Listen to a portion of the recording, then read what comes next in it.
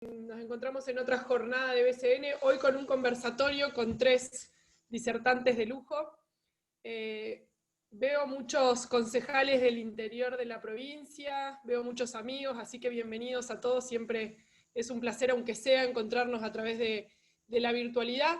Hoy vamos a charlar con el doctor Daniel Daglio, con David Sleret, nuestro diputado nacional, y con Pablo Guido, economista del equipo. Daniel va a ser un poco de coordinador de la charla, es un poco el promotor de este conversatorio en el que vamos a hablar de salud, economía y política, un tema muy importante por todo lo que estamos, los 3 temas muy importantes por toda la crisis que estamos atravesando. Así que, Dani, te cedo la palabra y si quieren arrancar ya.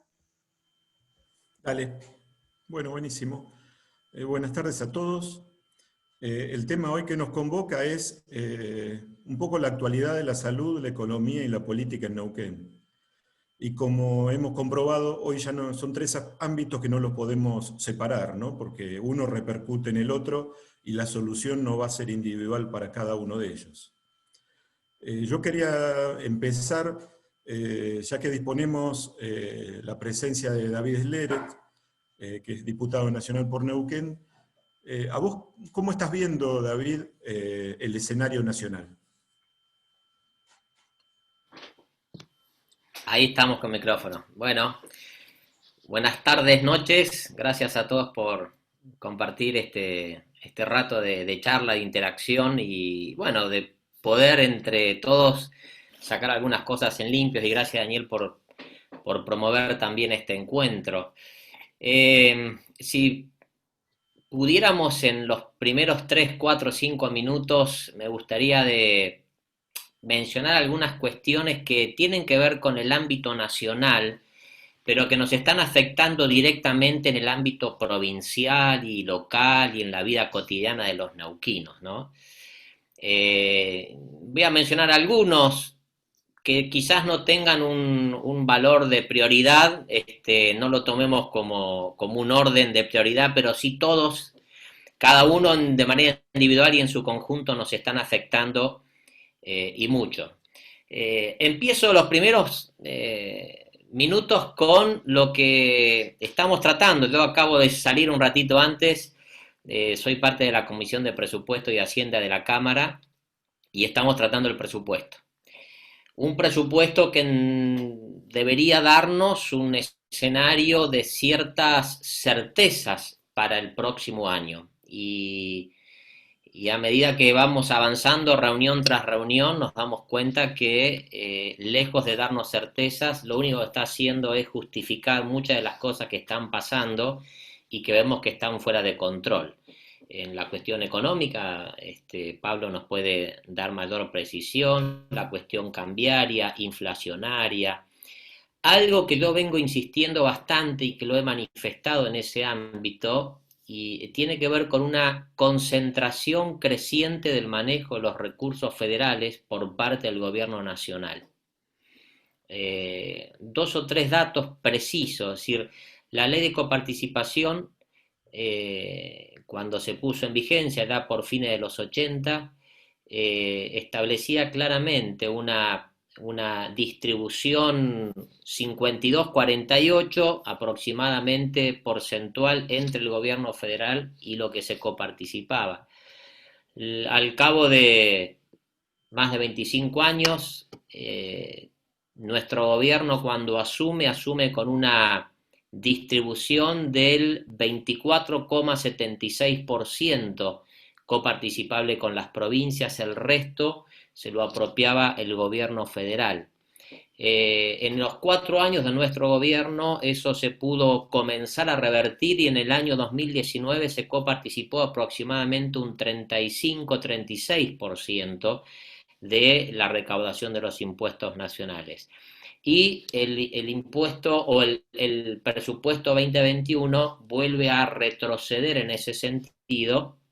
Y esto responde a una práctica, a una decisión política, una práctica que ya fue puesta en funcionamiento hace tiempo atrás, años atrás, es la llamada, de un lado el rebenque y del otro lado la billetera. Esto puede afectar seriamente a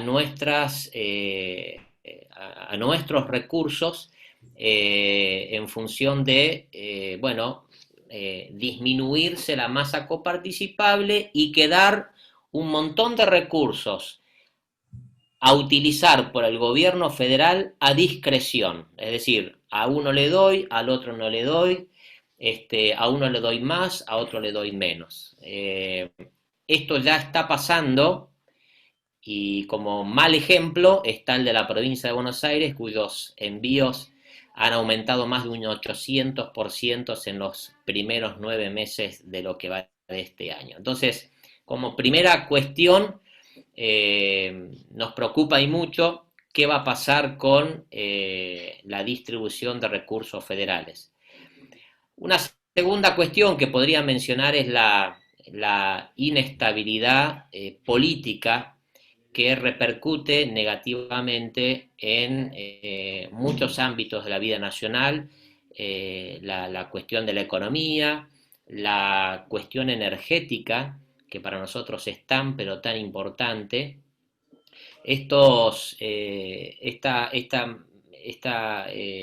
casi la habitual conducta del gobierno y también del presidente de decir una cosa y hacer otra, de generar siempre mayor incertidumbre, de tomar decisiones erráticas, algunas de las cuales luego se retrotrae, caso Vicentín, el más cercano es el escándalo que produjo el embajador argentino en la OEA tratando de atenuar la violación de los derechos humanos en Venezuela, pero estos son simples ejemplos de cómo una mala praxis política, una indefinición en muchas cuestiones por parte del gobierno nacional comienza a afectar al resto de la vida nacional. Y yo recién mencioné una que es la que quizás más nos está afectando en este momento, que es la cuestión energética.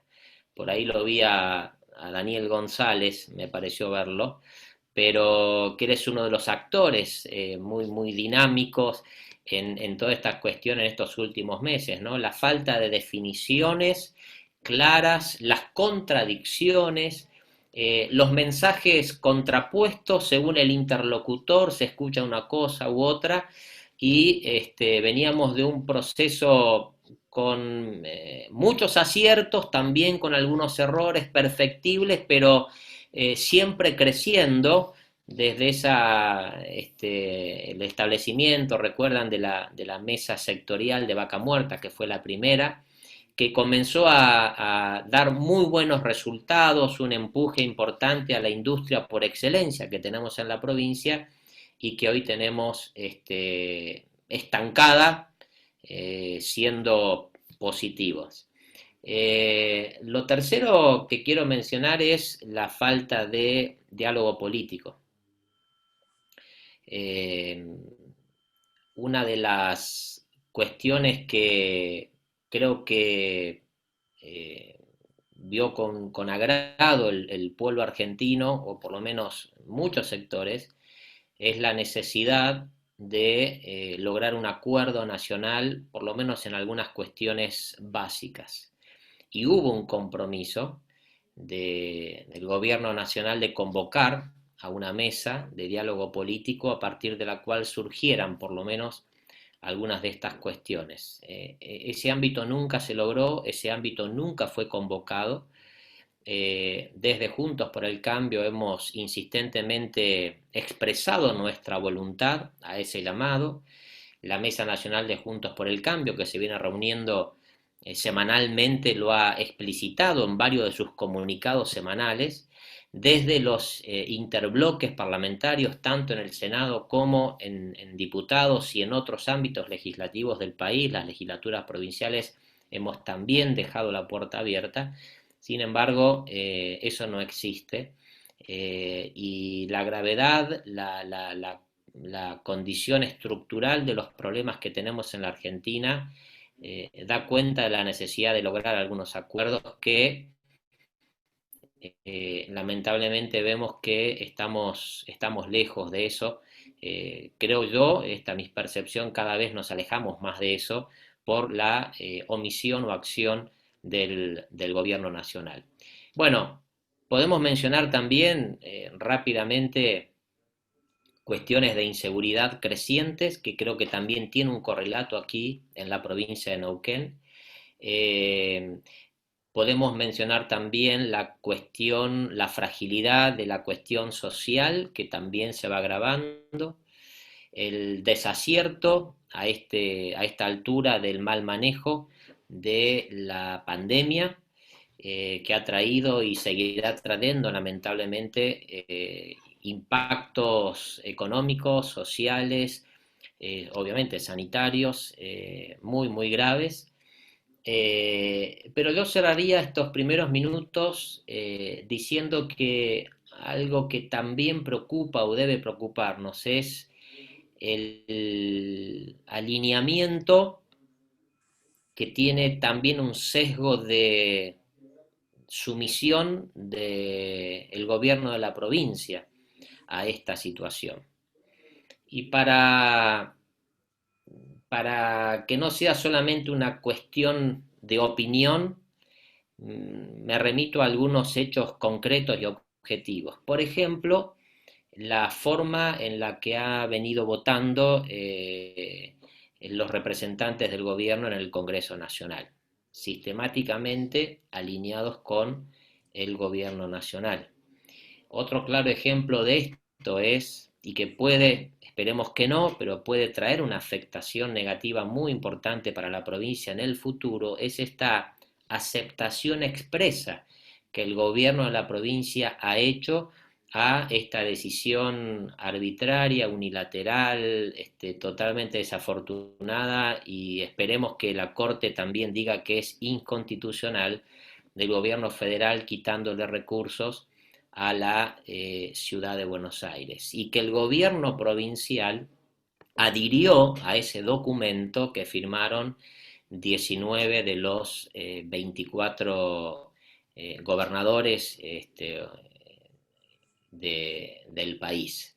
Entonces, esto es peligroso, esto es muy negativo, y vuelvo a repetir, creo que no puede traer o no nos va a traer buenos resultados este alineamiento, sometimiento, sumisión o como quieran llamarle, a el ejercicio del poder que está llevando adelante el gobierno nacional respecto a los estados provinciales. Luego vamos a hablar de salud, vamos a hablar de algo de economía, vamos a interactuar, responder preguntas, pero no me quiero olvidar, quizás lo dejamos para un poquito más adelante, Sí. nos preocupa mucho la cuestión de la educación, y quizás cuando se dé la oportunidad, yo voy a dar por lo menos dos o tres razones de esto. La obvia es que no hay clases, la obvia es que muchos chicos no tienen conectividad, la obvia es que el proceso educativo está absolutamente interrumpido, pero hay otras razones, pensando en el futuro, que nos tienen que preocupar y mucho, y creo que hay algo que podemos hacer al respecto. Así que bueno, Bien, con buenísimo. este pequeño pantallazo, Daniel, te agradezco la intervención y bueno, Sí, escuchamos y estamos a vos disposición. abriste un poco en este pantallazo y puesta al día nacional de todos temas importantes, muy entrelazados entre sí. Mencionaste un poco la desproporción que el presupuesto propone para distribución de recursos a las provincias, ¿no? Y esto es algo que no es ajeno a Neuquén, porque bueno, cuando empezó la pandemia, seguramente la realidad de enero de 2020 no tenía nada que ver con la realidad de octubre. No sé, Ujú. Pablo, ¿qué te parece? ¿Cómo estamos ahora en Neuquén económicamente, después de todo este tsunami que hemos tenido fruto de la pandemia? Buenas tardes a todos. Gracias Leticia, Marina y Daniel por la convocatoria. No quiero demorar mucho en los saludos. A ver, a mí me gustaría primero empezar este análisis económico en dos partes. Primero, la situación. Nos introducimos a este túnel, este infierno en los últimos 6 meses, y después la situación durante la pandemia que todavía no terminó. Hay tres indicadores que son claves para analizar, y más desde el punto de vista de la política, tres indicadores económicos que son la inflación, el tema del empleo y el nivel de la actividad económica. Recordemos que hacia fin del año pasado, y desde hace ya una década, el nivel de actividad económica en la Argentina estaba planchado. O sea, estamos en una situación de estancamiento. Como la cantidad de gente sigue aumentando, más o menos el ingreso per cápita disminuyó en esa década un poquito más del 10%.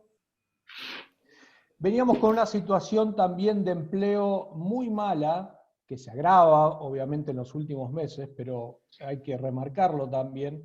Desde el 2012 hasta el 2019 se habían creado 1 millón de empleos registrados, o sea, en el sector formal, de los cuales había 300.000 monotributistas más, comparado con el 2012, y 700.000 empleados públicos más. Los asalariados del sector privado estaban estancados, o sea que lo único que teníamos ahí era, por el lado, los autónomos también no se habían incrementado ni disminuido, con lo cual ahí en las 2/3 partes del aumento del empleo registrado, repito y remarco, venía por el lado del sector público.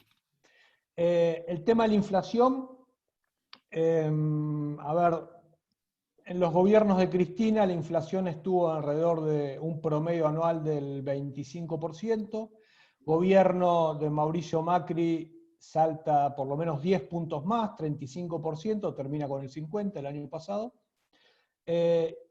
Y esa era la situación en la cual nos encontrábamos hacia fin del año pasado.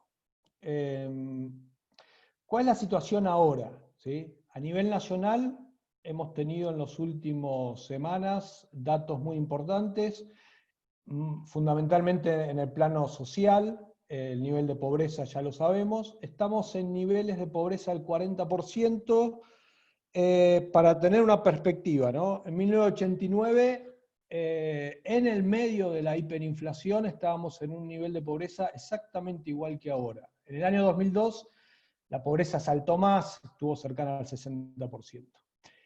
En términos de desempleo, y acá quiero extenderme un par de minutos más, el desempleo a nivel nacional, que registró el INDEC en este segundo trimestre, fue del 13,5%. Hay 2 millones aproximadamente desempleados en el país, pero es, a ver cómo llamarlo y que no quede mal, no diría mentiroso el dato, pero hay que hacer algún comentario al respecto. ¿Por qué? Es la primera vez que pasa en el país que hay una retracción, o sea, hay una caída muy grande en el nivel de la población económicamente activa. ¿Qué es la población activa? Población que está ocupada o que busca un empleo.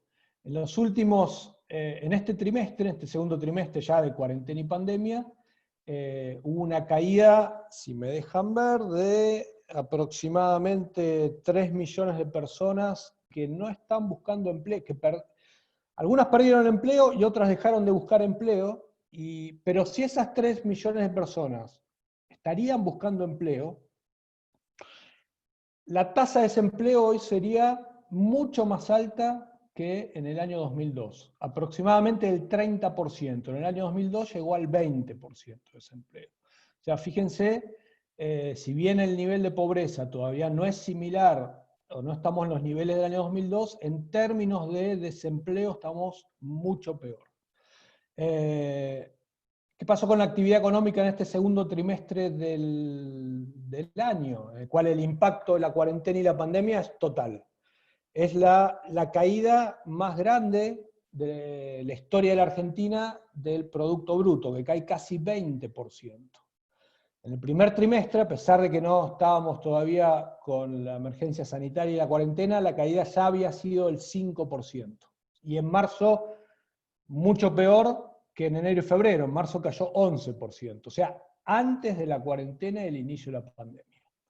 Ahora, ¿qué pasa a nivel provincial? A diferencia de lo que venía pasando a nivel nacional con la actividad económica, 2018-2019, si bien no hay datos oficiales, las estimaciones de consultoras privadas dan que en esos 2 años, en los últimos 2 años, el Producto Bruto de Neuquén creció, a contramano de lo que pasaba a nivel nacional.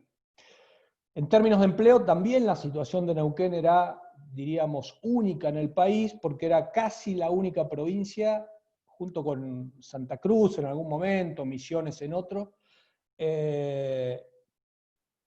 cuyo nivel de empleo privado registrado aumentaba, ¿sí? Y esto muy probablemente por el tema de la mejora en el sector de hidrocarburos.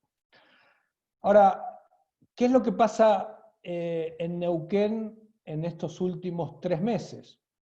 Y ahí, a pesar de lo que quizás muchos no conocen o no tienen la percepción, en términos de, les comenté, del 2012 hasta 2019, o primeros meses del 2020, el empleo registrado en Neuquén crecía.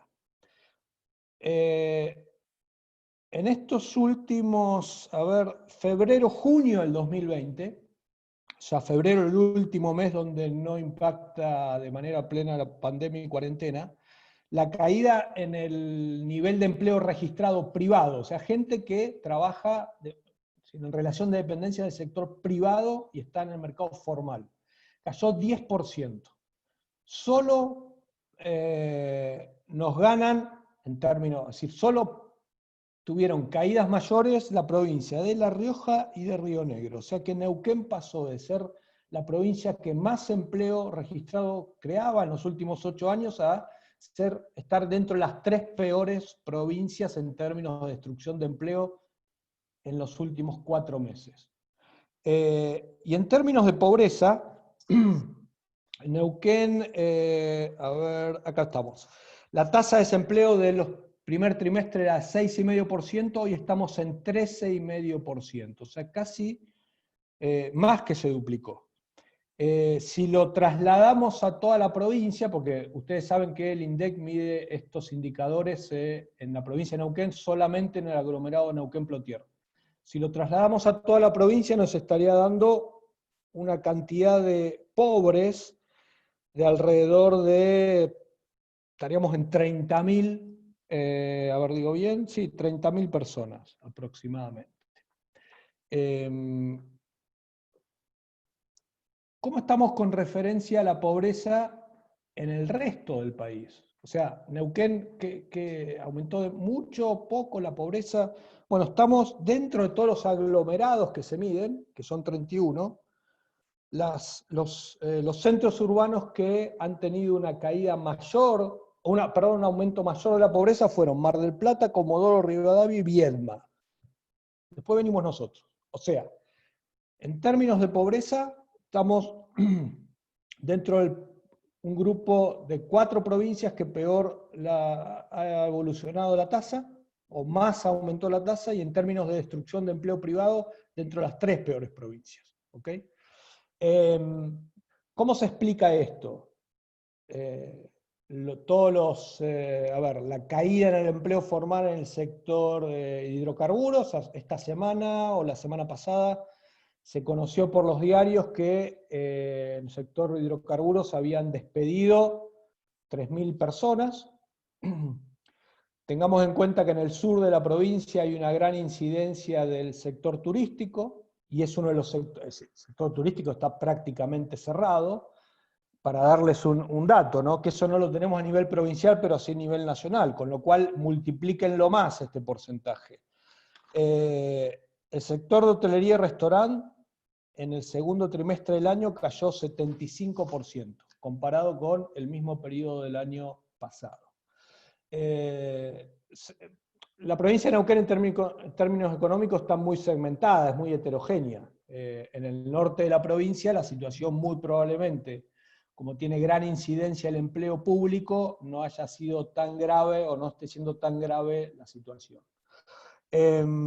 Bueno, y ese es el escenario en el cual hoy Neuquén se encuentra en términos de actividad, empleo y pobreza.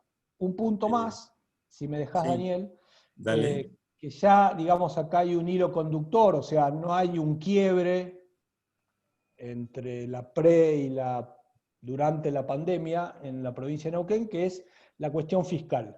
Neuquén ya venía con un fisco muy deteriorado, con déficits fiscales muy grandes, no por un problema de ingresos, sino fundamentalmente por un problema de gasto, ¿sí? Una de las maneras que tenemos los economistas de medir el tamaño del sector público es comparando el gasto público con el Producto Bruto. A principios de siglo, ese indicador nos daba el siguiente número: el 20% del Producto Bruto se lo llevaba o se lo gastaba el sector público. Hoy estamos por encima del 35%. Entonces, a pesar de haber tenido un fenomenal incremento en los recursos, vía coparticipación, como mencionaba David, vía la recaudación tributaria local y vía las regalías, no alcanzó ese dinero para financiar el exacerbado incremento de gasto público, y por eso la deuda pública escala en Neuquén. Y hoy día todavía nos encontramos en el medio de una renegociación. Neuquén, la provincia de Neuquén tiene 1.000 millones de deuda que se están renegociando de dólares, y todavía se van estirando los plazos porque los acreedores no están conformes con la propuesta del gobierno provincial. Bueno, esa es la situación en la cual nos metimos en la cuarentena y la pandemia a nivel nacional y provincial, y en la cual hoy estamos en la provincia. Buenísimo, Pablo. Un poco para seguir con los actores reales, recién lo vemos acá Daniel González de ACIPAN. Capaz que, Daniel, vos nos podés contar un poquito en el último informe, en el cuarto informe de ACIPAN, cómo ven ustedes las cosas, un poco más cercano a la realidad, a los comerciantes reales, a la micro, digamos, ¿no? Pues activa tu micrófono. ¿Le activas, Marina? Ahí. ¿Me escuchan? Dale. Gracias por participar. Se te bloqueó el micrófono, se muteó. Tenés el micrófono apagado, Daniel. ¿Ahora? Ahí se escucha bien. Decía que lo hemos analizado en conjunto con Pablo, justamente esta situación, y es muy complicada realmente. A nivel de comercio en Neuquén no se puede superar un 30% de la facturación prepandemia. La cantidad de locales cerrados, ustedes cuando andan por las calles lo podrán ver, nosotros lo estamos midiendo, y es la última medición, que fue fin de junio, que lo tenemos que renovar. Eso andaba en alrededor de 3 locales por cuadra, realmente en las zonas, en los sectores comerciales. La situación económica en general del comercio es difícil. Y ni hablar de lo que es el tema de la principal vía de ingreso de la provincia, que es el sector hidrocarburífero.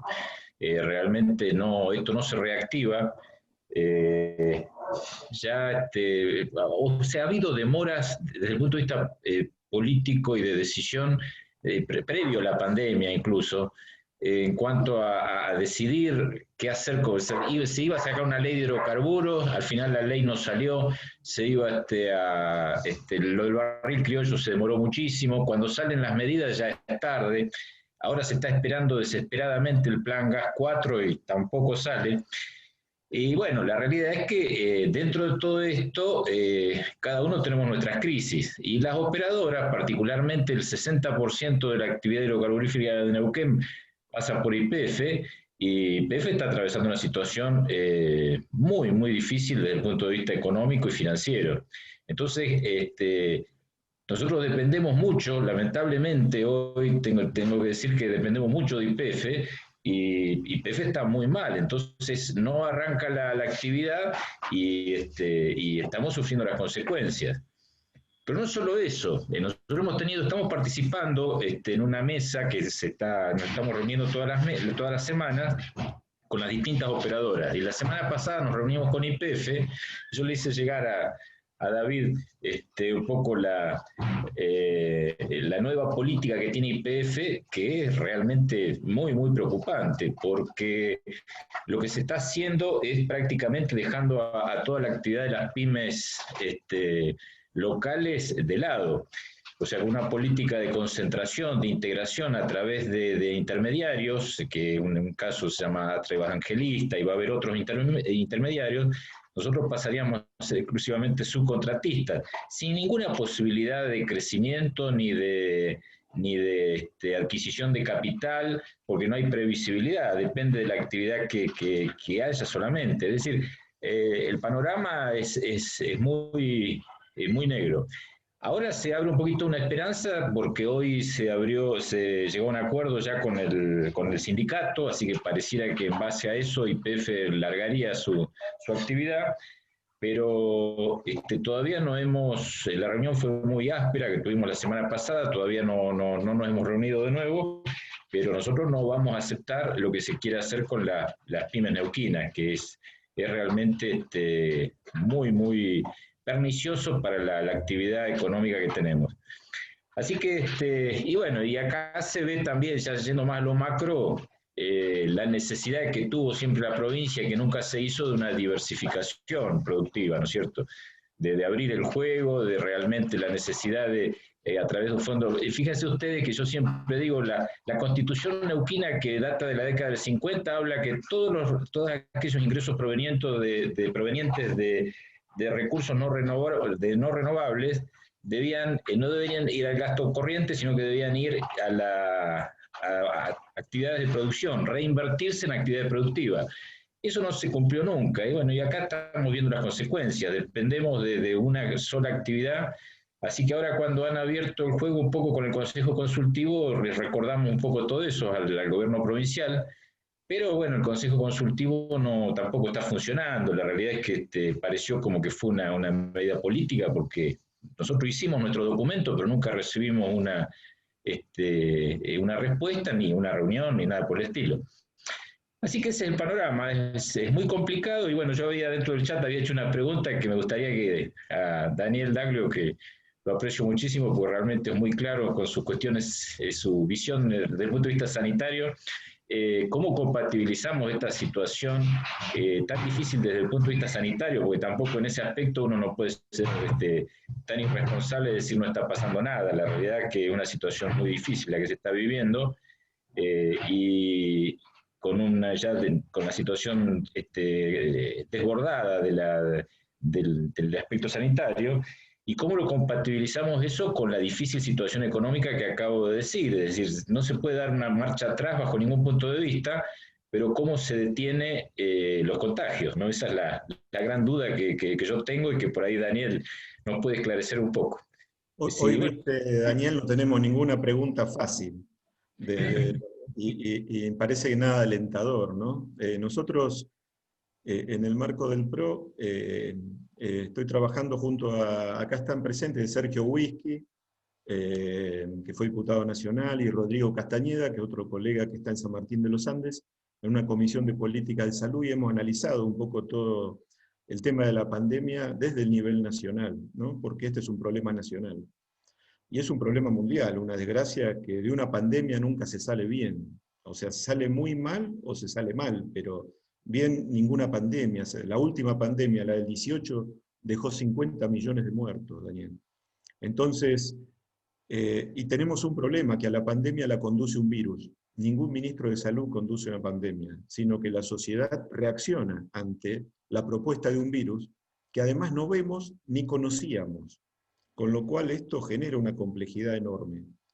Pero lo que pasó en Neuquén, y que podríamos hacerlo extensivo al resto del país en el interior, es que vimos el escenario de Buenos Aires y su lucha con la pandemia en Cava y Gran Buenos Aires, relatada por un montón de pseudocientíficos, digo hoy ya, ¿no? Que asesoraron al presidente, y que nos relataba la televisión, con lo cual también creímos un montón de cosas de la tele, y perdimos 6 meses para prepararnos, porque la pandemia nos dio 6 meses en Neuquén, además de los 2 meses que nos había dado en el mundo para aprender, ¿no? Y se cometieron una falta de profesionalismo tan grande, y no hago solamente hincapié en Neuquén, pero me duele mi provincia, también en el resto, donde, qué sé yo, alegremente lo primero que se pidió es plata a la legislatura que no sabíamos muy bien ni para qué, un montón de dinero. Y después se compraron, qué sé yo, 220 respiradores, pero no se previó que no había gente para manejarlos. Esto es una falta de profesionalismo, o sea, si la gente de Azipán comprara una máquina, pero no supiera quién la va a manejar, estarían todos refundidos hace rato. Pero esto es así, es triste. O sea, yo chequeé con colegas míos cuántas camas de terapia con respirador reales tenemos hoy. 150. Y tenemos 220 respiradores. El tema está en que un respirador no lo puede manejar un residente ni un médico generalista. O si los maneja, los resultados son malos en mortalidad. Por lo tanto, pero tuvimos 6 meses para prepararnos. Y acá fue un tema que a mí hay una frase de Deming, que fue el padre de la calidad, que me encanta, que dice, siempre la repito en todos los lados, ¿no? La meta define al sistema. ¿Qué sistema hicimos acá? La meta acá fue que pensamos que el virus no iba a venir. La meta es que el virus no venga. Entonces, por ejemplo, Fernández nos propuso una cuarentena en localidades donde no había virus. O sea, fíjate el despropósito, ¿no? Porque la cuarentena es para frenar un brote. Pero los periodistas nos relataban que, mirá, en tales y tales ciudades no hay virus. Y estaban con los negocios cerrados. ¿Esperando qué? ¿No? O había 20 contagios. ¿Esperando qué? O el interior se preocupaba por decir, Villa Langostura y San Martín cerraron todo, no hay virus. Es como decir, no queremos que entre. Es una fantasía. O sea, compramos una fantasía porque el virus decide dónde ir y va a ir a todos lados. Lo que necesita nada más, tiempo para llegar. Como decir, primero en China, después llegó a Europa, después llegó a Estados Unidos, después llega a Buenos Aires, después al interior, Neuquén capital, y después va a llegar al interior más profundo, porque es la dinámica del virus de crecer así con una mancha de aceite. Y esta falta de profesionalismo demuestra que el problema es el contagio rápido, y lo que estamos sufriendo en Córdoba, en lugares importantes, Mendoza, pero también en Neuquén, es que el sistema está al borde de la saturación porque no previmos esto, no controlamos, no testeamos, y no teníamos ni test para hacer. Y los pocos test que teníamos, tampoco teníamos laboratorios para analizarlos en tiempo y forma. En la actividad privada sabe que cuando pedía un test en el laboratorio de Raña, que es el mejor que tenemos en la zona, tampoco no había respuesta para hacerlo en el día, a pesar de que el test tarda 3 o 6 horas en hacerse. Y a veces empresas privadas tenían resultados al tercer o cuarto día. Por lo tanto, ahora nos encontramos en un brete, porque no preveímos y el virus crece logarítmicamente. Y no importa la cantidad de contagios, sino lo que importa es la cantidad de gente vulnerable contagiada. Es como decir, si mañana se contagian los abuelos de un geriátrico, el sistema vuelca, aunque sean 40, pero no soportamos 40 en terapia de golpe, ¿no? En cambio, la estrategia en Alemania, en Finlandia, en Suecia, todos lugares que el presidente criticó, fue proteger a los vulnerables y que se contagien los jóvenes, o sea, que la pandemia evolucione de la mano de los jóvenes. Claro, si la meta era que no llegue el virus o que no nos contagiemos, era muy equivocada, porque la meta era ordenemos y preparemos el sistema de salud, que recuerdo es equipamiento, tecnología y personal, y lo más difícil es el personal, y además de preparar el sistema de salud, hagamos una red de protección a los vulnerables, que tampoco se hizo antes y no se hizo hoy, porque no hay pensamiento estratégico certero en este tema, ¿no? Y no es una crítica porque lo hacemos entre amigos, sino no es para la prensa, no es para la tribuna, es verdad, hoy no saben qué hacer. Y por otro lado, nuestro ministro de Salud es Omar Gutiérrez, ¿no? Omar es un tipo muy aplicado, muy trabajador, pero que no puede trabajar en equipo, y este es un problemón en salud, porque si no se trabaja en equipo no se sale. Y por eso tenemos los problemas en salud que tenemos de hoy, de una ocupación prácticamente del 90% del sistema, y que todavía va a tener un pulmón para compensar a COVID, porque hay muchos que ocupan camas de terapia que no tienen COVID, tienen otras patologías, pero la repercusión sanitaria de no operar, el 80% de las cirugías programadas no se están haciendo en 7 meses. Las obras sociales no autorizan tratamientos, pero no autorizan un tratamiento de conducto en el odontólogo. O sea, realmente estamos en una situación muy, pero muy difícil y que no tiene solución en lo inmediato. Porque nosotros vemos al gobierno que en salud perdió la brújula y sin mucha capacidad de reacción. Así que no te puedo dar una cosa alentadora, porque esto sí se va a desacelerarse en función del contagio de un volumen importante de gente que genere lo que se llama inmunidad de rebaño, ¿no? Que es la forma de evolucionar de las pandemias. Lo que ha ocurrido en Buenos Aires. Pero al revés de Buenos Aires, que es el mejor sistema de salud de la Argentina, porque tiene sobredimensionado el sistema de salud, donde no había nunca ninguna posibilidad de que el sistema se saturara, dado el volumen de camas que tienen, porque pueden atender a todo capital y además tienen un 30% de los enfermos que provienen de la provincia de Buenos Aires, muestra que el sistema de salud en el interior es pobrísimo. O sea, se enferman 2 pacientes de más y el sistema colapsa. Y nuestro sistema de salud, que era de los mejores, no escapa a esa lógica. Nosotros recuerdo que en la campaña con Pecci hicimos un profundo análisis del sistema de salud y habíamos hecho que en los últimos 20 años el sistema de salud pública dejó librado al azar toda la alta complejidad y la dejó en manos de la actividad privada, que la desarrolló muy bien. Pero la pandemia la convulsa el sistema público. En febrero solo tenía 8 camas de terapia intensiva el sistema público. Y hoy tienen más o menos una cobertura de 40, 50 camas, pero con los mismos profesionales. Por lo tanto, no nos podemos pensar que tienen muchas más camas. Lo que tienen es, hay presión a los profesionales a trabajar a destajo y muchos a hacer lo que no están perfectamente capacitados, ¿no? El otro día salió un aviso en el diario de que en Zapala, en el hospital, en la inauguración del hospital, la parte nueva, había lugar para 20 camas de terapia intensiva. Inmediatamente llamé a un colega de Zapala y me dijo, no, pero Dani, solamente tenemos profesionales para 8 camas. Aunque nos den respiradores, no vamos a poner más de 8 porque no hay. Y así en todos lados, ¿no? Un poco, yo creo que es preocupante porque lo que hay que hacer en este momento, como hacen los países desarrollados, es la cuarentena no tiene más cabida porque la gente no obedece, hay que testear masivamente y blindar a todos los vulnerables, a los mayores de 65 años y enfermos. Y para eso hay que ir a buscarlos. El problema es que este sistema de salud no sabe dónde están. Entonces, y para eso hace falta gente que vaya y los blinde y los eduque. Tuvimos 6 meses para hacer esto y no hicimos nada. No nos puede sorprender, lamentablemente, ¿no?, el resultado actual. Pero a mí me parecía que David tuvo, junto con Fran, alguna reunión con Omar Gutiérrez, que me imagino que los habrá ilustrado en la realidad, porque el Consejo Consultivo todos sabemos que no funciona. A ver qué les dijo, ¿no? Contanos un poco de primera mano cuál es la versión de cómo estamos y a dónde vamos del gobernador.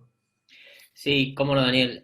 Tuvimos el día martes una reunión de estas que está convocando el gobernador a distintos sectores de la oposición, del ámbito provincial y también del ámbito nacional. Y tuvimos un informe bastante minucioso en la primera parte de la reunión, ratificando esto que dice Daniel. Yo diría no con una mirada reflexiva o crítica, sino más bien cuántica. Tenemos tantos contagios, tenemos tantos enfermos, se han muerto tantas personas, tenemos tantos respiradores o camas de terapia intensiva activas, con lo cual es la foto del martes, en realidad era del lunes, datos del lunes, pero que hoy cambió totalmente porque la evolución de la cantidad de contagios se va duplicando cada casi 16 días. Si tomáramos en cuenta lo que establece la reglamentación a nivel nacional, nosotros tendríamos que estar volviendo a fase 1, casi, por la cantidad o la rapidez de contagio. Es decir, volver a fase 1 es decir, pasaron 7 meses y estamos igual, o en realidad peor, porque después de 7 meses, si vos seguís igual es porque porque estás peor en realidad, ¿no? Entonces, yo recién escuchándolo a Daniel, y esto un poco también es lo que yo planteé en la reunión, y aquí estoy viendo una pregunta de Gabriela Gritini, que habla respecto del tema de las clases. A mí lo que me parece que durante estos 7 meses lo único que ha habido es una visión absolutamente cortoplacista, viendo de qué manera mostramos que estamos conteniendo la cosa. Cuando en realidad me parece que lo que habría que haber sido es bastante más honesto con la población y decir esto que dice Daniel, es decir, esto no lo vamos a frenar, nosotros tenemos que ver, salvo que hubiéramos pretendido decir, bueno, cerramos todo, no hay actividad económica, no hay actividad educativa, no hay actividad judicial, no hay nada, y aguantemos en nuestras casas 1 año, 2 años, 3 años, es una locura, es irracional eso, ¿no? Entonces, a mí lo que me parece es que ha habido solo una decisiones muy mediáticas de corto plazo y que ha faltado una mirada más superadora de la situación, más de mediano y largo plazo. Hablo puntualmente de las clases, ¿no? que haciendo alusión a la pregunta de Gabriela y a la pregunta que le trasladamos al gobernador. Esto no termina mañana. Mañana va a estar peor. Tampoco termina a mitad de mes. A mitad de mes va a estar peor.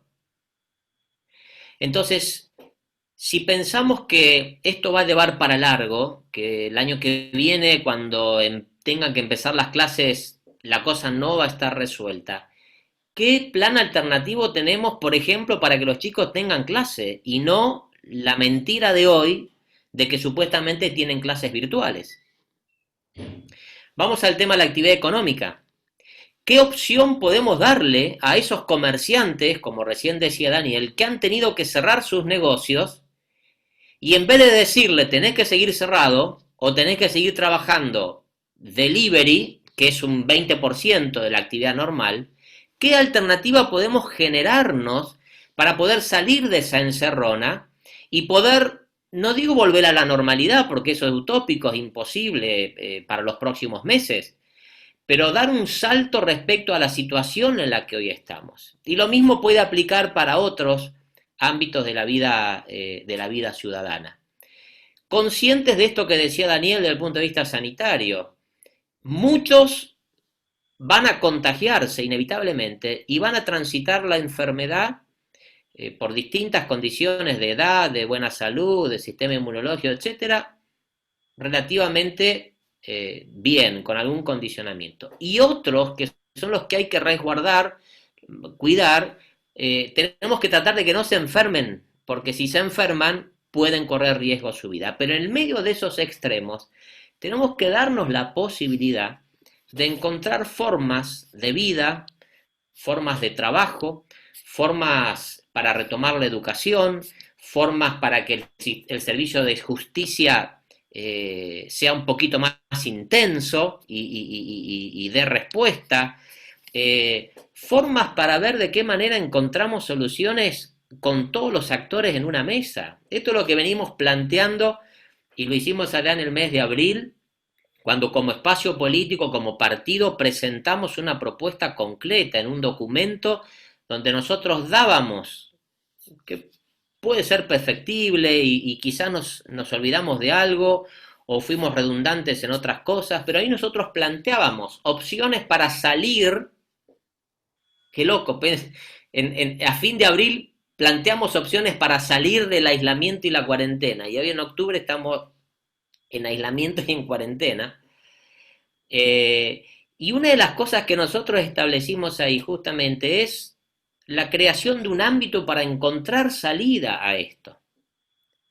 Bueno, algunos intentos fracasaron antes de iniciarse, el comité de emergencia, el consejo consultivo, ahora parece que buscarán respuesta con reuniones más pequeñas, con los distintos espacios políticos, pero yo creo, estoy convencido, y esto lo hemos charlado con algunos de ustedes y incluso con dirigentes de otros espacios, con dirigentes de otros ámbitos de la vida, social, económica, profesional, que necesitamos compartir las decisiones, necesitamos darle sustento a las decisiones para que se puedan ejecutar. Si nos piden, esto no tiene una receta, no hay un ABC de cosas que si las hacemos va a resultar 100%, pero ni siquiera tenemos un ámbito todavía, espero que pronto lo podamos tener, la misma realidad quizás nos obligue, nos provoque tenerlo, y para eso nosotros estamos dispuestos, hemos vuelto a ratificar el día martes en la reunión que tuvimos nuestra voluntad de ser parte de las soluciones, de las propuestas, de la concientización, etcétera. Pero necesitamos mirar para adelante y empezar a darle mayor dinamismo a todo lo que está por la pandemia, por el aislamiento, por los caprichos, por la falta de profesionalismo y por la otra razón que sea, absolutamente degradándose con resultados que si no hacemos algo pueden ser realmente muy, muy negativos. Así que esa ha sido nuestra postura, esos han sido nuestros interrogantes. No hemos tenido respuestas claras porque creo que no las hay, no las tienen. Estamos realmente en una encerrona, ¿no? Sí, estamos en una encerrona y completando un poco para lo que preguntaba Daniel, hasta que no estabilicemos esta curva ascendente que tenemos y vertiginosa de contagios, no hay posibilidad de pensar en nada, más que en eso mismo. Y esto no se va a solucionar ni aunque volviéramos a fase 1 de un día para el otro, porque no es un tema mágico. O sea, son pocas las camas, ¿no? No sé vos, Sergio, lo tengo a Sergio Ruizqui, de paso, que es compañero mío, colega, ¿qué te parece, no? Porque esto, con David, vos que lo conocés también de la Cámara, pensamos, acá lo que tenemos es juntar materia gris, discutir y poder tomar las mejores decisiones, ¿no? No nosotros porque no estamos con la responsabilidad de conducir, pero creo que tenemos que incidir para que el gobernador tome las mejores decisiones, porque si no, los problemas van a ser para todos, ¿no? Y hasta que no estabilicemos este barco que está haciendo agua, y que es lamentable decir, ¿no?, que el problema hoy es el sistema de salud de Neuquén, cuando siempre nos orgullecemos del sistema, ¿no? Y sin embargo, en Capital Federal, que Fernán Quirós fue un ministro extraordinario y tuvo que soportar un montón de embates políticos y malsanos desde la prensa, pero se mantuvo firme en lo que pensaba, en sus convicciones. Esto es tan importante. Miren, ahora te paso la palabra, Sergio, pero leía en diarios europeos que los países del primer mundo tenían planes de contingencia por si venía una pandemia, porque pensaban que una pandemia iba a venir. No creían que iba a ser de coronavirus, pero pensaban que estaba por venir una pandemia de gripe, de algún tipo de gripe. Y tenían el plan de contingencia escrito. Y países como Inglaterra no le dieron bolilla a lo que escribieron, que era técnicamente buenísimo, por presiones políticas de Boris Johnson y de la prensa. O sea, hicieron lo que no creían que era bueno por presiones políticas y de la prensa. Y fíjense los resultados, ¿no? Y nosotros un poco nos pasó esto también. Entonces, un poco, ¿qué te parece a vos, Sergio, ¿no? ¿Cómo estamos? Porque de salud, ¿vos que algo entendés? A ver, capaz si me permitís, Daniel, Sergio, y capaz que Sergio nos puede ilustrar un poquitito sobre algo que a mí me llamó la atención. Yo estuve 2 o 3 reuniones con la gente del gobierno de la Ciudad de Buenos Aires que trabajó en la vida 1114, que cuando se produjo esa explosión de contagios rápidamente abordaron el problema y se hizo básicamente lo que recién Daniel decía, ¿no? Testear, detectar, aislar, tratar a los vulnerables y el resto, paulatina pero progresivamente, volver a una vida de cierta normalidad. Entonces, a la cuestión sanitaria, científica, médica, agregarle el resto de lo que colabora con esta situación, y creo que fue una experiencia muy, muy satisfactoria por los resultados, pero de un ejemplo claro de cómo se puede abordar el tema de manera multidisciplinaria, ¿no? Sergio. Hola Daniel, David, hola a todos. Gracias Hola. Mira, a ver, la mirada que uno tiene que tener acá, una mirada macro. Hay un libro que se los recomiendo que lean, que es de Carlos Matus, que es Adiós, señor presidente. Él habla de tres balances de gobierno: el balance político, el balance macroeconómico y el balance de intercambio de problemas. Así que uno tiene que balancear como para tener la conducción de una crisis. La otra, cuando uno habla de una crisis, tiene que haber un equipo formado en crisis. Una de las cosas patéticas fue que cuando uno gobierna una crisis tiene que tener un monitoreo real y concreto de lo que está pasando. Lo que pasó en Buenos Aires con los 5.000 o 3.523 muertos, habla de una precariedad absoluta. Vos no podés estar conduciendo una tormenta sin saber dónde están las piedras. Y justamente un dato tan complicado como son los fallecimientos. Y cuando uno se mete en fallecimiento, se encuentra con algo interesante en Argentina. No ha aumentado la cantidad de muertos en Argentina. Uno compara lo que pasaba el año pasado en Neuquén y lo compara con ahora, y estamos más o menos en la misma cantidad de muertos para la misma época. Así que esto que iba a haber más muertes no se está dando. Y en realidad es un problema epidemiológico, en lo que se sustituyen muertes, y se mueren anticipadamente los que se iban a morir por otras cosas. Pero los números, es decir, este dilema que planteó el gobierno fue cuarentena o muerte, no se dio. Ni la cuarentena sirvió, ni las mortalidades aumentaron. Entonces, ahí hay un gran error técnico y político. El otro gran problema es que seguimos aferrados, como uno de los grandes problemas que tiene la Argentina es reconocer los errores. Y para reconocer los errores hay que tener voluntad política para hacerlo. Y me parece que están sesgados en eso, y ese es el gran problema que tenemos. El COVID es lo menor que tenemos hoy, porque además tenemos problemas económicos, problemas sociales, problemas sanitarios, y tenemos tres crisis caminando a la vez, porque el gobierno está derrumbado políticamente, económicamente, yo no les voy a explicar a ustedes que saben más que yo. Como estamos, hoy a la mañana estuve escuchando a Carlos Melconian con todos los indicadores que nos tiró, y la verdad que lo menos problemático que tiene Argentina hoy es el COVID. Es decir, todo lo que es el balance macroeconómico estamos muy complejo. Y por el otro es tomar una decisión de liberar y empezar a trabajar, como dice Daniel, es decir, focalizarnos donde nos podemos focalizar. Y lo que estamos haciendo hoy es pateando las muertes para otro lado. Y el problema va a llegar porque va a colapsar el sistema, y está colapsando el sistema, y vamos a tener que poner en tensión mucho más aún a todo el equipo sanitario, por un mal manejo político. Y uno lo ve a Uruguay, que lo criticábamos tanto a Uruguay, al propio Chile, bueno, ve que esto que dijo Daniel era un país preparado con una conducción en la cual llevó a cabo. Así que yo la veo como Daniel. El problema hoy no es sanitario, el problema es asumir los costos que tenemos que asumir como sociedad, y en este intercambio de problemas que se priorizó supuestamente menor muertes, no se cumplió tampoco, porque tenemos la misma cantidad de muertes que el año pasado, y tenemos una economía derrumbada, que a la larga va a tener más muertes que el COVID. Digo, todas las personas que no tratamos hoy, por hipertensión, por diabetes, por cáncer, va a aumentar la mortalidad. Y una cosa gravísima: la educación es un elemento clave para estar bien en salud. Y en 6 meses de educación le jodimos la vida a muchos chicos que se van a enfermar más, a muchas chicas que se van a enfermar más, baja la cantidad de PAP, baja la cantidad de mamografía, baja los controles de embarazo, bajan las vacunaciones.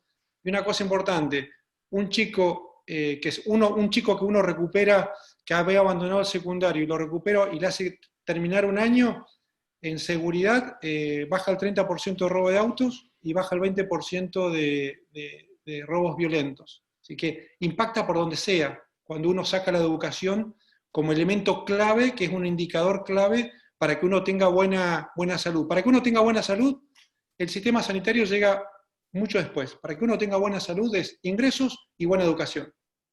Ahí es donde tiene que trabajar el sistema político para que nosotros estemos saludables. Y justamente las dos cosas que se derrumbó para que nosotros seamos saludables fueron las que hoy estamos hablando.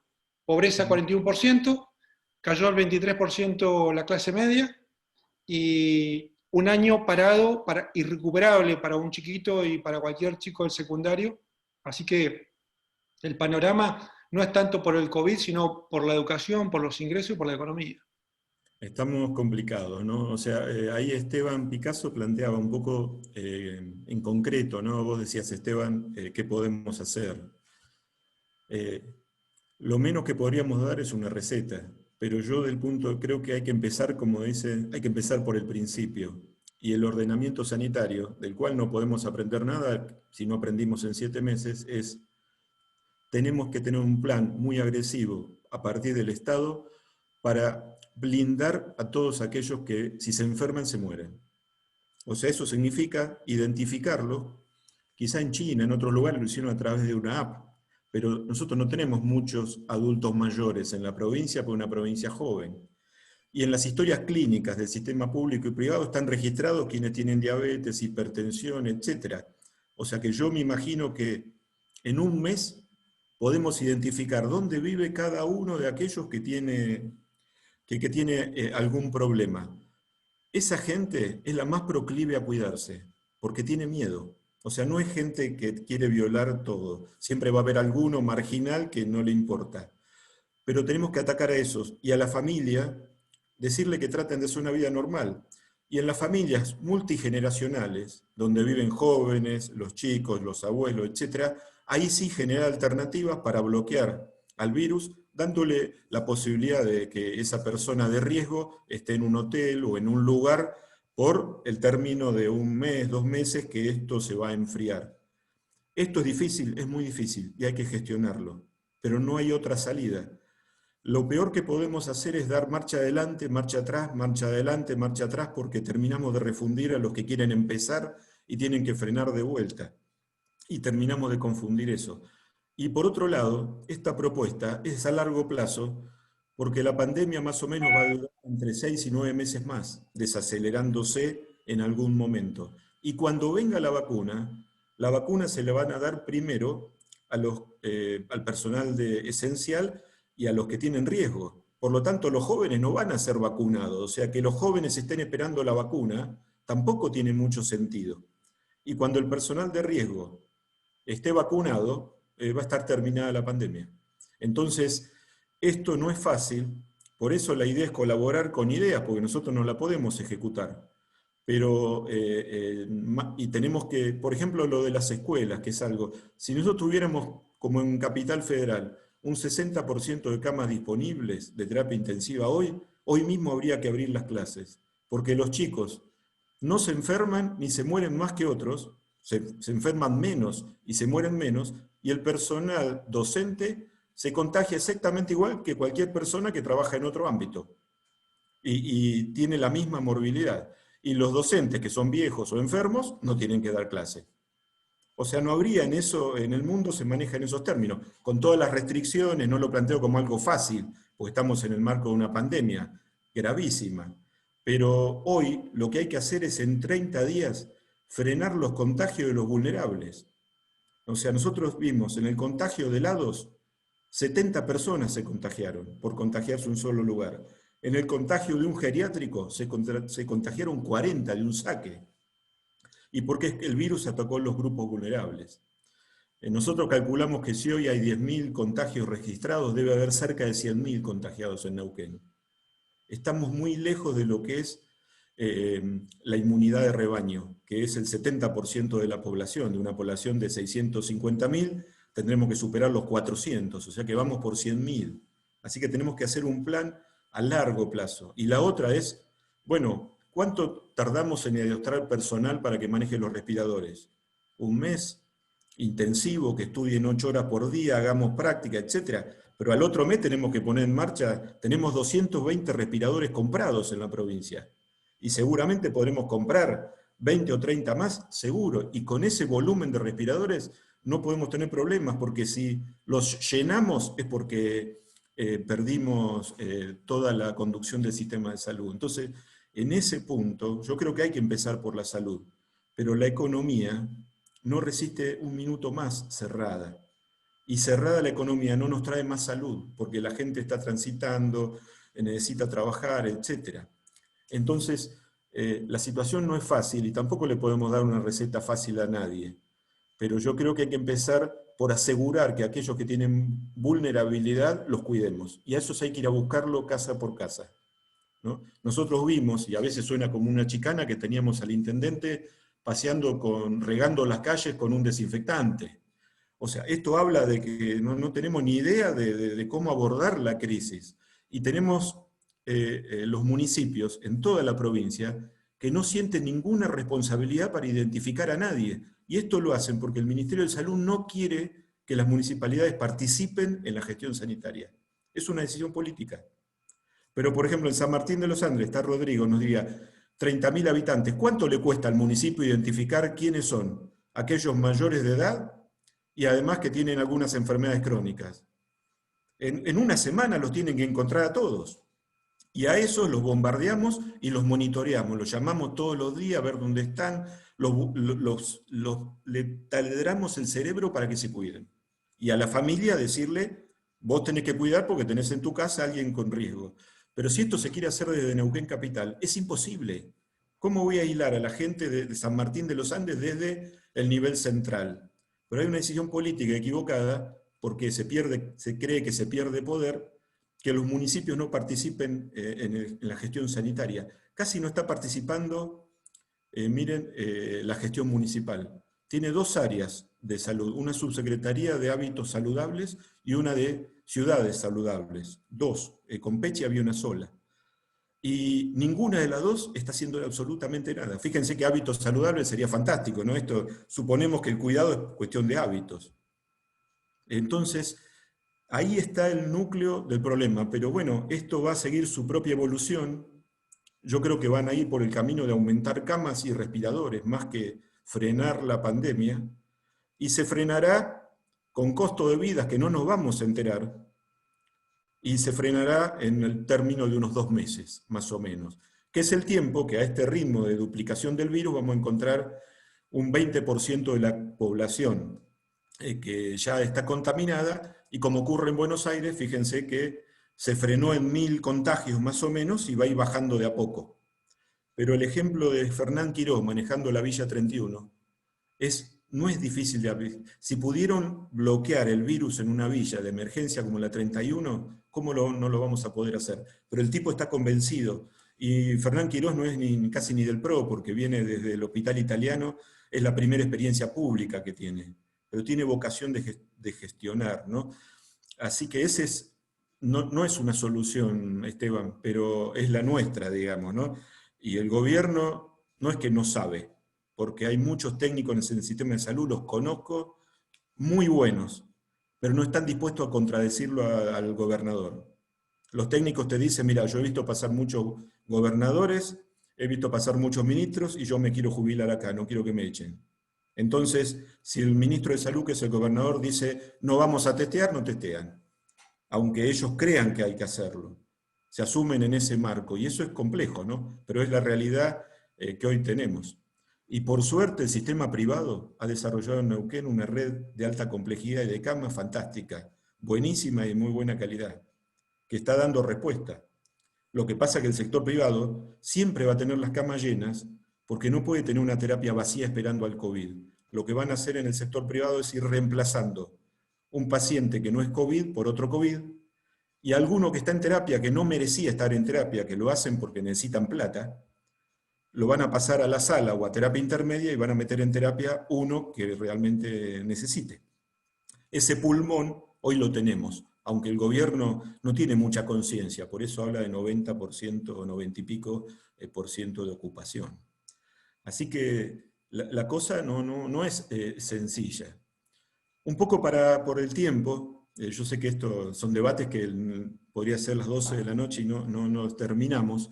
Un poco por el tiempo yo quería que Pablo y David, quizá un poco más David, nos diga, bueno, ¿cómo seguimos al futuro políticamente, ¿no? Porque esta es la coyuntura. Pero nosotros lamentablemente somos oposición, o sea, podemos pensar, pero no podemos tomar decisiones. ¿Cómo seguimos, no? Porque nos guste o no, hay un escenario de elecciones en el 2021, Sí. Bueno, para acotar primero algo que vos decías recién en la reunión que tuvimos el martes, le preguntamos al jefe de gabinete que estuvo presente cuántos testeos se habían hecho en Neuquén. El sistema público de salud hizo en estos 7 meses 32.000 testeos.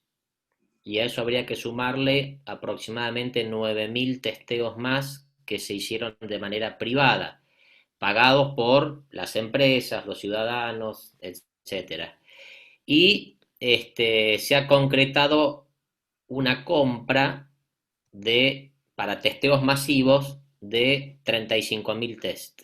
Quiere decir que después de 7 meses, más la compra de test que se han realizado, vamos a haber completado aproximadamente un 10% de la población testeada, con lo cual los testeos masivos, lamentablemente en la provincia de Neuquén, por el momento no lo vamos a tener, ni está en la conciencia, ni está en la idea de aquellos que llevan adelante la conducción sanitaria. Me gustó mucho, ahí estaba leyendo... Sí. Te interrumpo porque para los números más. Mira, Israel, con 6 millones de habitantes, o 9 millones, no me acuerdo si es 6 o 9, hace 35.000 testeos diarios, para decirte. Y la provincia y la ciudad de Buenos Aires, para 3 millones de habitantes, está haciendo 7.000 testeos diarios, ¿no? O sea que no es Israel, es la ciudad autónoma de Buenos Aires, y no es porque está Larreta, sino es porque tuvieron el problema mayor, porque los mayores problemas los tuvieron las capitales en el mundo. Se pueden hacer, lo que no hay convencimiento que ese es el camino, y ese es el problema, porque la gente no es necia en el sentido de decir, si sabe que el camino es bueno, ¿por qué no lo voy a hacer? Es que no entiendo que ese es el camino. Y bueno, ahí está el núcleo del problema que tenemos hoy. Pero bueno, disculpa que te interrumpa, porque los números son muy elocuentes, ¿no? De no convencimiento de que ese es un camino válido. Hay 2 o 3 cuestiones que nosotros hemos planteado y que lo vamos a seguir planteando de manera muy, muy concreta. Yo recién decía, José Luis puso en uno de sus comentarios que el problema, en definitiva, de cómo salir, de cómo avanzar, es una cuestión meramente política, y es cierto. Termina siendo así. Sergio también lo había mencionado. Nadie provocó, o al menos en nuestro país, que la pandemia llegue, que el virus llegue. Ahora, salir de esta situación termina siendo una decisión política, estrictamente política, ni siquiera solo sanitaria. Y a las claras los resultados están a la vista. Entonces, en función de eso, que es tan concreto, tan real, nosotros hemos hecho propuestas concretas, no solamente en ese documento que hacemos mención y que señalamos de fines del mes de abril, sino que hemos intentado a través de distintos canales hacer o proponer, por lo menos, metodologías que nos permitan llegar a esas decisiones políticas que necesitamos, ¿no? Decisiones políticas para reactivar la economía, decisiones políticas para volver al proceso escolar, decisiones políticas para no seguir degradando las cuestiones institucionales, el resguardo de la calidad institucional, del funcionamiento institucional en las situaciones tan distintas, tan anómalas como las que estamos viviendo, es fundamental, y no vemos que por lo menos quienes tienen la responsabilidad de gobernar estén velando o estén poniendo esas cuestiones en un plano de prioridad como deberían estar. Entonces, pensando al futuro, pensando hacia adelante, creo que esto nos tiene que, en primer lugar, llamar a la reflexión sobre la necesidad imperiosa que tenemos de transformarnos en un espacio positivo, constructivo, que sea capaz de no solamente proponer desde el costado, sino ser parte de la solución actuando y siendo parte de las decisiones en el lugar que nos toca. Daniel recién mencionaba algo que es muy claro: no nos toca gobernar ni la nación ni la provincia ni nuestras localidades, acá hay varios de distintas localidades, pero desde el lugar que tenemos, desde un espacio político o desde los lugares de representación o institucionales que algunos tenemos en distintos ámbitos legislativos, sin dejar de señalar lo que nosotros pensamos, cuáles son nuestras convicciones, transformarnos en ser capaces de proponer soluciones alternativas a las que se están tomando, que evidentemente no han tenido un resultado concreto ni positivo. Creemos que frente al escenario tan complejo que se vive, hay una, por lo menos, predisposición distinta a ese encierro que hemos visto, por lo menos en la provincia, en los últimos meses. De no abrir, de no generar ámbitos de consulta, pero también de decisiones más amplios que permitan tomar mejores decisiones con una mirada multisectorial o multidimensional, no solamente la cuestión sanitaria. Creemos que el agravamiento de la situación da esa posibilidad. Y hemos claramente expresado esto al gobernador de la provincia y lo hemos hecho en otros ámbitos de los cuales tenemos participación legislativa, política, sanitaria, económica y demás. Esperemos que tengamos esa oportunidad, esperemos que podamos interactuar con eso y fundamentalmente ser capaces, vuelvo a repetir, de ser parte de las soluciones. Y si no, bueno, en los próximos tiempos tendremos la posibilidad de volver a presentarnos a la sociedad. Y yo creo que para eso hace falta seguir involucrando más gente, seguir involucrando gente con ganas, con motivación. Volviendo al pensamiento que puso José Luis, tengo siempre muy presente algo que Pechi con lo cual Pechi me invitó a participar hace unos años atrás, y él decía: podés ser un crítico, podés tener las mejores ideas, podés tener las mejores recetas, pero si no sos capaz de involucrarte y de ser parte de una o de otra manera, vas a seguir siendo un espectador, ¿no? Y yo creo que nosotros tenemos que retomar esa impronta de participación, de acción, desde nuestro ámbito más cercano hasta los ámbitos de decisiones. Tenemos que ser capaces de eso, de generar esa evolución ciudadana que nos permita ser una alternativa hacia adelante. Y creo que en función de eso, esto ayuda, la interacción permanente, diaria, estos conversatorios, el acercar propuestas, me parece que es muy, muy importante para poder avanzar en ese sentido. Así que, bueno, muchas gracias, Daniel, por la posibilidad también.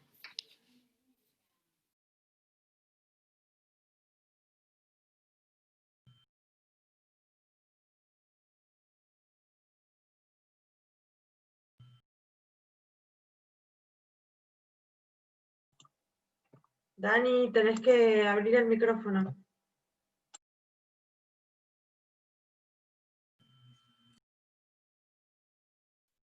De vuelta. Y para ir cerrando también, Pablo, ¿qué pensás que podemos hacer desde el punto de vista económico, ¿no? Porque la salida es política, pero la economía nos duele en el día a día. A ver, siguiendo con lo que estaba diciendo David, tenemos que tener claro que estamos en un régimen presidencialista y no parlamentarista, es decir, tenemos que esperar hasta el 2023 para reemplazar a aquellos que, digamos, ocupar los cargos bajo los cuales se pueden cambiar las cosas, porque esto es tanto a nivel nacional como provincial.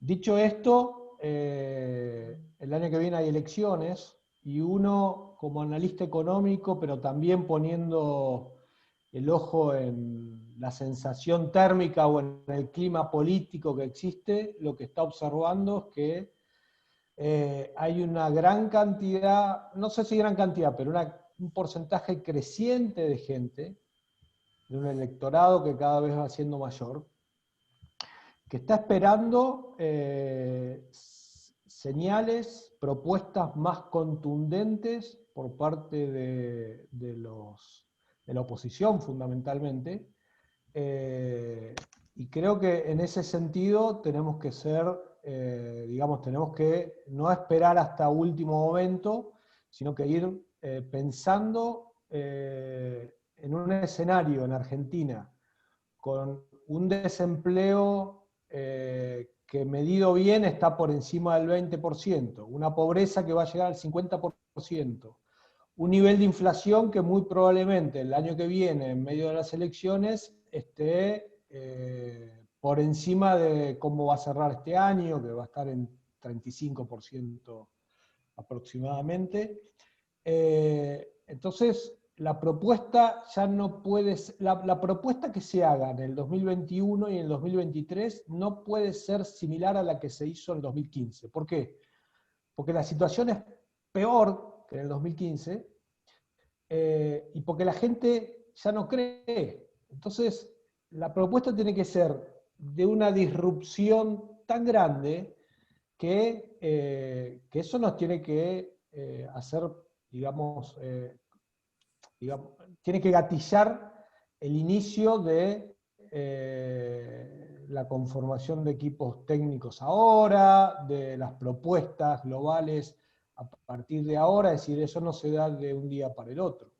O sea que las propuestas tienen que ser En más esos políticas que términos, económicas, Pablo. bueno, a ver, vos podés lanzar una muy buena política económica, pero si no tenés un liderazgo político convencido de eso, no vas a hacer nada. Vamos a hacerlo al revés, la pregunta. ¿Le creeríamos al ministro Guzmán hoy si lanza un programa económico consistente, global, integrador? Y yo creo que a esta altura ya es muy difícil. ¿Le creeríamos al presidente? Y cada vez menos, ¿sí? Entonces, el paraguas político es fundamental, ¿sí? Pensemos, a ver, en la Argentina, y con esto termino, con diferentes orientaciones, pero los que llevaron a reformas de fondo en la Argentina en los últimos 20 años, o 30 te diría, fueron Menem y Néstor Kirchner. ¿Sí? Mauricio Macri no pudo, no tenía el poder político suficiente en las cámaras, etcétera, etcétera. Pero siempre esas reformas se llevaron bajo el apoyo de paraguas políticos, si no, no hubieran podido hacerlo. Y creo que en esos términos nos toca a nosotros, desde lo técnico, ir configurando esa propuesta a nivel provincial, más allá que queden 3 años para las elecciones, y bueno, por eso necesitamos cada vez más gente que se vaya integrando, ¿sí? Con ganas de trabajar, y estamos en octubre, ya estamos cerca de las vacaciones, que no sé si van a existir o no, pero sabemos que diciembre, enero, febrero está todo paralizado, y ya vamos a empezar a trabajar el año que viene con seguramente las elecciones a concejales muy encima, ¿sí? Y no sabemos cuándo van a ser las elecciones nacionales, pero creo que esto que impulsaste, Daniel, esta charla, me parece muy buena para ir generando ese ámbito por lo menos de reunión, para ir pensando en ese trabajo que tenemos que hacer. Y vos, Leti, ¿cómo ves el futuro político? ¿Qué hacemos? ¿Sangre joven? ¿Ideas jóvenes? ¿Pensamiento disruptivo? Dijo Pablo. Necesitamos de eso. Bueno, yo quiero hacer algunas aclaraciones y contarles también el trabajo que hemos hecho desde la legislatura, porque a veces ser doblemente oposición y estar haciendo propuestas en una legislatura tan complicada como la que estamos en este momento, donde no solamente somos oposición a nivel provincial del MPN, sino también somos oposición del kirchnerismo, y hoy los vemos claramente jugando a los dos de manera casi societaria. contar un poco y revalidar todo lo que venimos haciendo. Ahí yo le escribía recién a Esteban que preguntaba por las propuestas que hemos hecho, y yo le citaba el documento que le presentamos en abril, cuando teníamos solamente 30 días de aislamiento, pero también fuimos los impulsores y los autores de la ley de emergencia turística, que creemos que es tan necesario. Hoy veía que Delia también preguntaba por el Hospital de San Martín, también estuvimos trabajando sobre eso. La ley de emergencia económica que presentamos, que fue, con Daniel hemos tenido reuniones también respecto a eso. Hemos presentado más de 10 proyectos de ley, hemos presentado 50 pedidos de informes en la legislatura, porque el rol nuestro como legisladores no es solamente llevar propuestas, sino también controlar lo que está haciendo el Ejecutivo. Y ayer con el bloque sacábamos cuentas. Presentamos más de 50 pedidos de informe y nos contestaron solamente 3. Ese es en la legislatura donde hoy en día estamos trabajando. El comité de crisis, como decía David, no funcionó, aunque está establecido por ley la participación de los diputados de la oposición. El Consejo Consultivo fue una propaganda política del gobernador. Entonces, la voluntad nuestra de participar, de escuchar, de llevar propuestas está desde el día cero, y el gobernador lo sabe, pero la realidad es que en una provincia donde consiguen las mayorías tan automáticas y gobiernan hace tantos años, es un poco complicado poder concretar proyectos como la ley de emergencia económica que habíamos presentado, que creo que era muy buena. Solamente quería contar eso porque son parte de las propuestas que hemos hecho desde la legislatura y que son súper importantes, y si hubieran salido hubieran sido un gran alivio tanto desde lo económico como desde lo sanitario, así que quería contarles eso brevemente.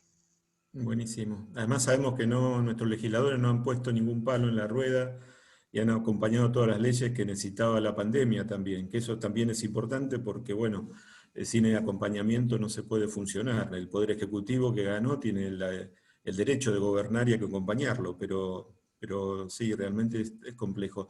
David, como para terminar un poco alguna palabra, ¿cómo ves Juntos por el Cambio, bueno, nuestra herramienta política, o como se pueda llamar, acá en Neuquén, y cómo seguimos? Yo me gusta tomar la figura de algo que dirigentes nacionales, muchos dirigentes nacionales, están transmitiendo dentro de nuestro espacio, pero para que trascienda nuestro espacio, ¿no? Y es esta vocación que necesariamente tenemos que tener de ampliarnos, ¿no? De lo contrario, tendremos que resignarnos a tener un rol, opositor, propositivo, pero no más que eso. Ahora, si realmente tenemos vocación, tenemos actitud de generar un espacio con vocación de gobierno, con vocación de poder, la premisa lógica, necesaria, indispensable es ampliarnos, es ser capaces de, sin renunciar a nuestras convicciones y a nuestros valores, de sumar voluntades de otros que posiblemente quizás en algunas cuestiones no estemos tan de acuerdo, pero sí en lo medular, sí en lo trascendente que en nuestro país, que en nuestra provincia está necesitando. De lo contrario, vuelvo a repetir, lo nuestro será solamente testimonial, enunciativo, muy bueno posiblemente, pero insuficiente. Y en esto se están dando pasos muy importantes. Yo por lo menos he participado en los últimos días de encuentros con espacios que la presidenta de nuestro partido, Patricia Bullrich, ha tenido con excelentes repercusiones, con esa vocación de darle aire nuevo y amplitud a la conformación de una propuesta superadora a la que en su momento nos permitió ser gobierno, y porque no fuimos capaces de volver a actualizarla y adornarla y ampliarla, en el año 19 nos tocó perder la elección. Y la enseñanza, o por lo menos la la aplicación a nivel provincial y también a nivel de nuestras localidades tiene que ver con eso. Yo creo que en la provincia de Neuquén y en muchas localidades de la provincia de Neuquén donde podríamos haber sido gobierno en otras instancias no lo logramos porque no fuimos capaces, en primer lugar, de tener una opción superadora. En segundo lugar, no logramos tener volumen político de dirigentes, de organizaciones y en tercer lugar, porque a eso no fuimos capaces de comunicarlo de una manera correcta, tangible, para que el ciudadano lo pueda interpretar. Entonces, ser capaces de ampliarlo para poder lograr una propuesta clara y superadora a lo que la provincia ya ha tenido y poder comunicarlo, y cuando hablo de comunicarlo hablo de las maneras más diversas que existen, en el boca a boca, en las redes sociales, en los medios de comunicación, en distintos foros. Si somos capaces de avanzar en esas tres direcciones, volumen y ampliación del espacio, propuestas superadoras y concretas, y poder comunicarlo de una manera concreta, me parece que tenemos un futuro muy importante para los próximos años. Bueno, buenísimo. Bueno, un poco para cerrar, así cumplimos con el horario y no somos muy plomos. Yo les quiero agradecer a todos la participación, especialmente a todos los amigos que, bueno, cuando uno convoca un poco acompañan, especialmente a Base para el Cambio Neuquino, a Leti, a Marina y a todos los chicos que es gente joven en la cual tengo muchas expectativas personales porque creo que valen la pena. Y no porque los viejos no sirvan, sino que necesitamos gente con entusiasmo, que quiera comprar futuro, que quiera apostar a muchos años para adelante, ¿no? Y gente que tenga más para perder probablemente que para ganar, pero es una frase que no funciona, porque ahora vamos a poder ganar todos. Yo creo que en la democracia, la única forma de transformar la realidad es comprometiéndonos y participando. O sea, y si no, resignándonos a que los peores nos gobiernen. Y la única forma de cambiar la realidad es con elecciones, ¿no? Uno dice, ¿cómo vamos a hablar de elecciones en etapa de la pandemia? Y sí, porque en democracia los cambios los hace la evolución política del pueblo y las elecciones. Entonces, como coincido 100% con David, tenemos que ampliar la posibilidad de incorporación de dirigentes con distintas miradas, porque política es diálogo, política es charla, es acuerdo, pero fundamentalmente es cooperación. Y no cooperan solamente los que piensan igual, cooperan los que quieren ver un destino común, desde su propia valía, desde su propia individualidad, desde su propia singularidad. Justamente una de las cosas más malas que nos ha pasado en este tiempo es el pensamiento maniqueo de que hay buenos y malos. Y termino con un cuentito, ¿no? Un chico le dice al papá, ¿no? Papá, entonces, ¿qué pasa si eliminamos, matamos a todos los malos, quedamos solo los buenos? Y el papá le dice, no, solo quedan los asesinos, porque la violencia no sirve, lo que sirve es el compromiso personal y de educación. Entonces no tenemos que pensar un país de buenos y malos. Hay buenos y malos en todos los sectores políticos, sociales, económicos y religiosos. Sí tenemos que armar un gran equipo que colabore. Para colaborar lo único que hace falta es tener ganas de participar, dando lo mejor de sí, dando algo que supere nuestras propias capacidades. Así que un poco creo que esto es lo revolucionario, ¿no? O sea, dejar el pensamiento maniqueo, porque si no la grieta nos va a comer a todos, y tener una propuesta superadora. Y la otra es, hay que ganar la calle, no solo con banderazos, sino con propuestas. Hay que poder discutir propuestas. Es muy difícil en Neuquén, ¿no? Yo todas estas ideas sanitarias las he tirado en todos los medios y nadie te da bola ni te publica nada. Pero bueno, así funciona la oposición. Pero tenemos que generar muchos ámbitos de pensamiento. Y con Sergio Whisky, con Rodrigo Castañeda en Salud, justamente ahora estamos tratando de difundir la propuesta sanitaria del espacio en cada una de las localidades y en cada uno de los pueblos. Yo creo que tenemos que volver a trabajar también en equipos y de a pocos, ¿no? No un Zoom de 1000 personas. O sea, ¿cómo se come un elefante? Por pedazos. O sea, no nos lo vamos a comer entero, de golpe, porque nos intoxicamos. Entonces tenemos que trabajar en grupos, en equipos, en salud, en economía, y tener presencia política y opinar.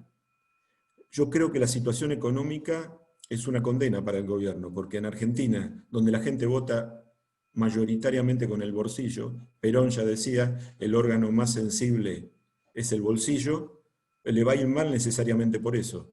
Pero nosotros no podemos ganar porque le vaya mal al otro, sino porque tenemos una mejor propuesta. Y para esto hay que aumentar la cantidad de neuronas que piensen. No podemos imitar a Gutiérrez que piensa él solo, porque es inteligente, pero piensa uno solo. Si nosotros pensamos mucho, si cooperamos, la cosa va a cambiar. Yo apuesto a la cooperación. Fíjense que en la historia de la evolución del hombre, desde el Homo sapiens hasta ahora, lo que ha hecho que el hombre no desaparezca, el Homo sapiens, es su capacidad de cooperación. No es otra cosa. Entonces, me parece que, bueno, tenemos que invitar a otras personas, que aparezcan nuevos dirigentes. Está lleno de gente con capacidades. Y tenemos que ser generosos. Si nuestro sector es muy pijotero, es muy mezquino, y quiere gente solo que piense como nosotros, estamos listos. Vamos a ser testimoniales, porque en eso el peronismo es maestro. Entonces, bueno, un poco yo no entiendo mucho de esto, pero quería agradecerles a todos la participación, que acompañen, que le pongan el cuerpo, que estén. Creo que se avecinan tiempos muy difíciles, porque el problema no va a ser sanitario, sino ser socioeconómico, y más socio que económico, con crisis graves. Pero bueno, tendremos que estar juntos y apoyar al gobierno que ganó, porque el gobierno que ganó tiene que llegar. Dentro de 3 años le tenemos que ganar. Y en estas próximas elecciones le tenemos que dar como una bofetada, un sacudón. Tienen que darse cuenta que haciendo lo que están haciendo van a perder. Y perder con 2 concejales más que pongamos, 3 o un diputado nacional no es nada. Pero para el gobierno tiene que ser un llamado a la atención. Y así funciona la democracia, nos guste o no nos guste.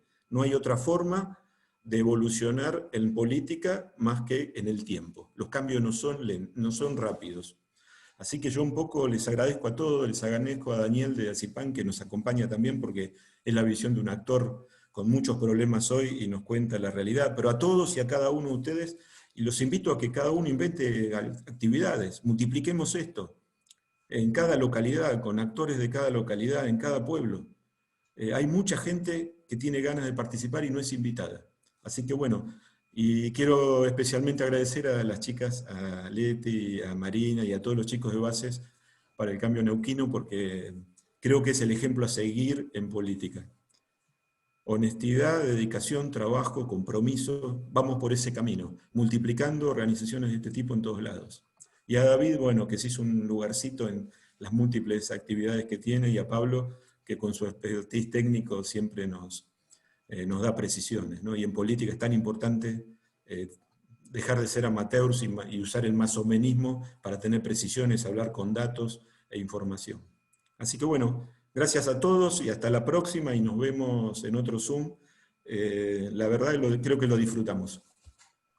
Muchas gracias, Daniel, por la iniciativa y por reunirnos a todos. Tuvimos gente de toda la provincia, representantes de Zapala, de San Martín, del Chocón, de San Patricio del Chañar, de Añelo, no me quiero olvidar de ninguno, pero muchísimas gracias a todos por siempre estar en cada una de las actividades que vamos proponiendo, y próximamente los invitaremos a una nueva charla.